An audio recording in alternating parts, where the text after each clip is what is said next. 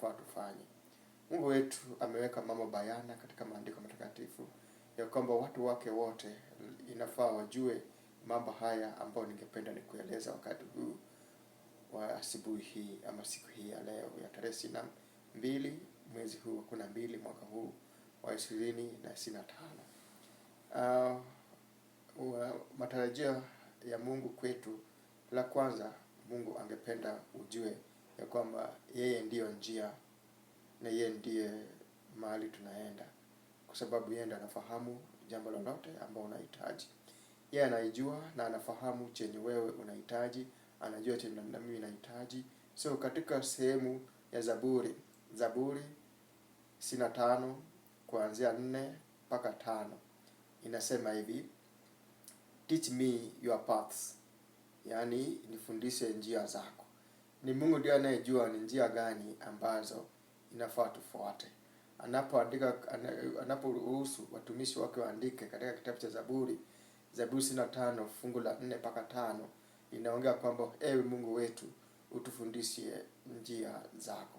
Ndio sababu Yesu alipokuja ulimwenguni hapa katika Yohana 14 fungu la 1 mpaka 3 inaongea kuhusu yeye ndiyo njia, yeye ndiyo kweli na yeye ndiyo ukweli ambao unahitajika kufuatwa katika dunia hii.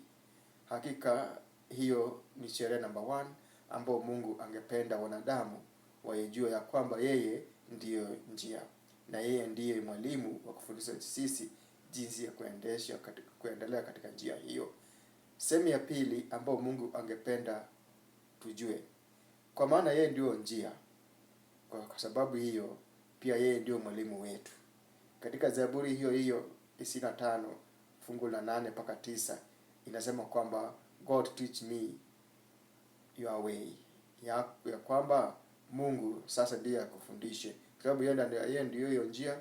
Hakuna mtu mwingine anayefundisha sisi ila tu Mungu huyo ndiyo ana uwezo wa kufundisha sisi tufahamu ya kwamba yeye ndiye njia, ya kwamba wote ambao atakayemtegemea Yesu Kristo hakika atapotea, kwa sababu yeye ndiyo njia na yeye ndiye anayefundisha njia hiyo, kumaanisha kwamba tumtegemee yeye mwenyewe.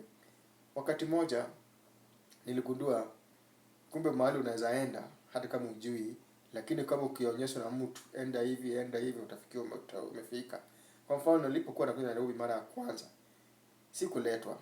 Niliambiwa tu panda gari, ufike mahali fulani, ushuke, uningoje nitakuja kuchukua. The same na Mungu wetu. Mungu wetu yeye ndiyo njia na yeye ndiyo mwalimu na yeye ndiye anatufunza. Anatufunza jinsi ambao tunafaa tubarikiwe, anatufunza jinsi ambao tunafaa tupone, anatufunza jinsi ya kuokolewa, anatufunza pia jinsi ya kuokoka Bwana. Hakika Mungu wetu ni mwalimu wa kipekee, kwa sababu kati ya sifa za Yesu Kristo ya kwamba atakuwa mwalimu wa ajabu, na alitekeleza hayo na akawachia sisi kielelezo ya kwamba tutegemee neno lake. Sehemu ya 3, tunapofundishwa hivyo tunakuwa tunagaidiwa na neno lake. Ni nini ambayo inatuonyesha hiyo njia, ama nini ambayo inatufundisha? Yes, Yesu ni njia, Yesu ni mwalimu. Basi kama yeye ni mwalimu, amesema kwamba tukimpenda tutapenda maneno yake, tutafuata sheria zake.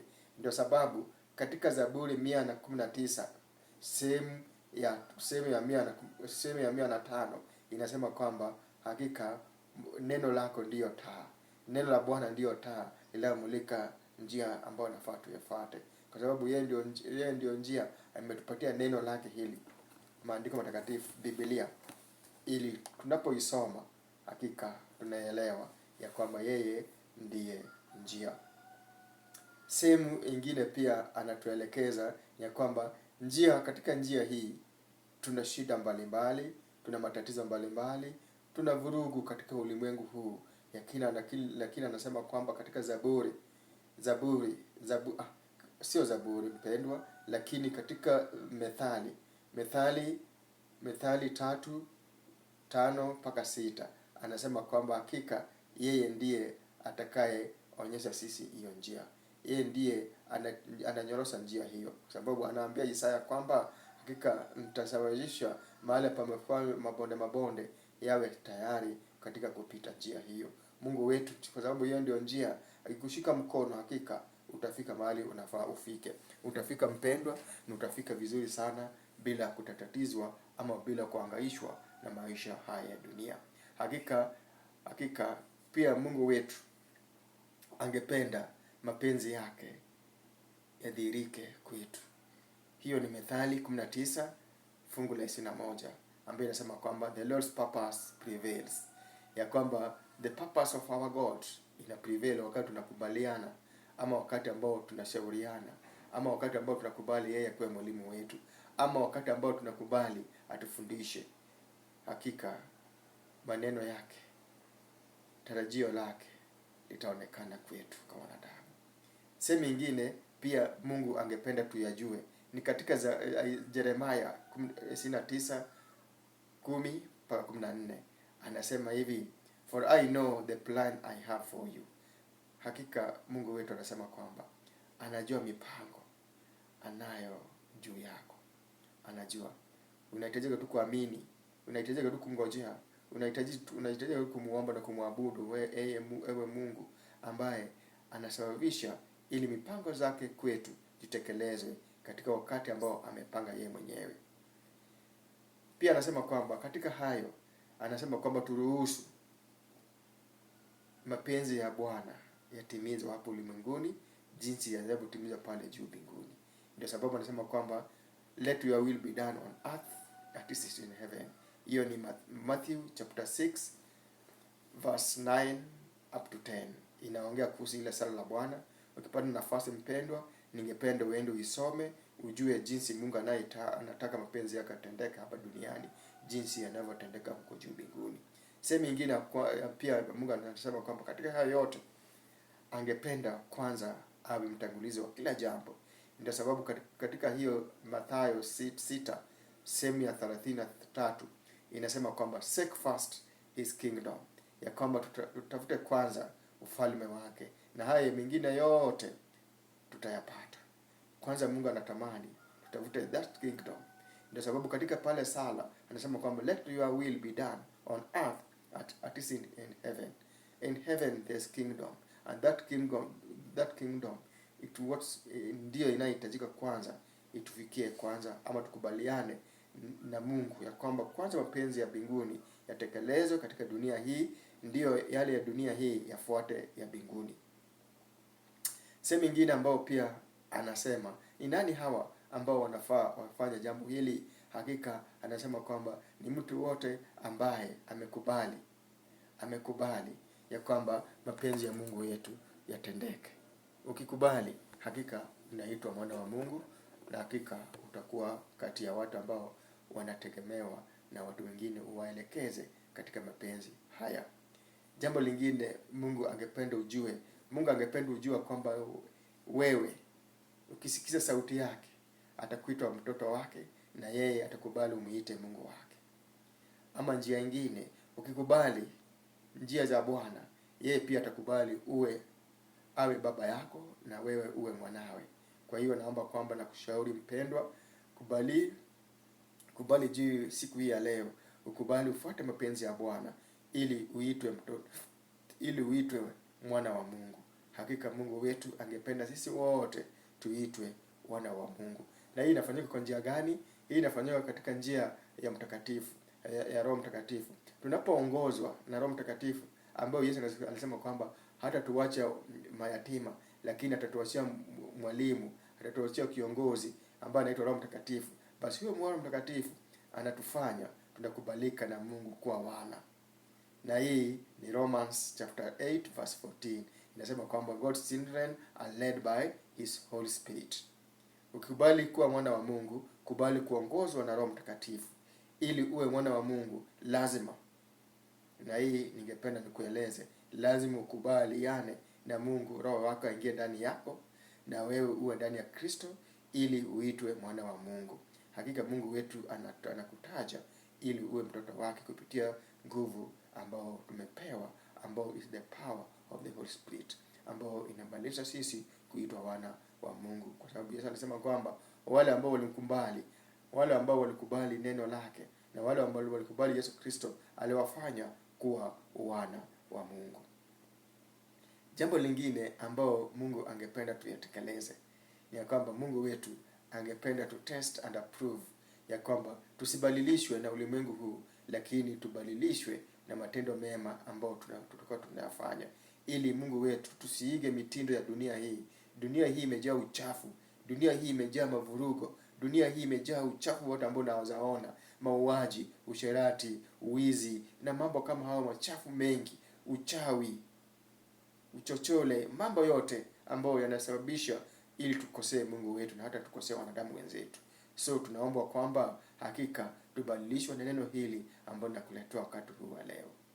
Jambo lingine, Mungu pia angetamani ya kwamba tufanye jinsi mapenzi yake anastahili yafuatwe. Na pia anasema kwamba tuachane. Mungu wetu angependa tuachane na hali ya dhambi. Hiyo ni 1 Thessalonike 4:3-5, ambaye inasema kwamba God's will we avoid sexual immoralities. Baadaye, kama tuna dhambi ambayo imesababisha ulimwengu kaoza, imefanya dhambi nyingi, imezalisha dhambi zingine nyingi, ni dhambi ya usharati, dhambi ya uzinifu, dhambi ambayo inafanya watu wanapotea njia. Dhambi imeangusha wengi sana, hata mashujaa wa imani wengine wameangushwa na dhambi hii ya usharati.